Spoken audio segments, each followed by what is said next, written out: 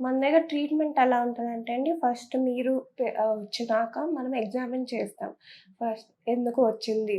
మీకు ఇంతకుముందు ఏమన్నా స్ట్రెయిన్ చేసే యాక్టివిటీ చేశారా? ఎక్కువ బరువు ఎత్తారా? లేతే ఏమైనా ఆడారా? లేతే థైరాయిడ్ ఉందా? షుగర్ ఉందా? అన్నీ ఎగ్జామిన్ చేస్తాం. తర్వాత ఫిజికల్ ఎగ్జామినేషన్ ఉంటది.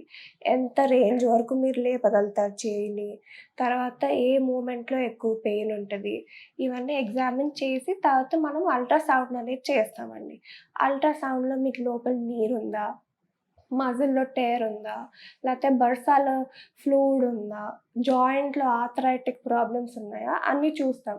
ఇది కాక తర్వాత టేర్ బట్టో లేతే ఎడెషన్ క్యాప్సులైటిస్ బట్టో మనం ట్రీట్మెంట్ ఉంటది. మన ట్రీట్మెంట్ ఎలా ఉంటదంటే అండి, first we have different sittings of PRP. మీకయిన ఇంజురీ బట్టి మన పీఆర్పీ సెషన్స్ అనేది ఉంటది.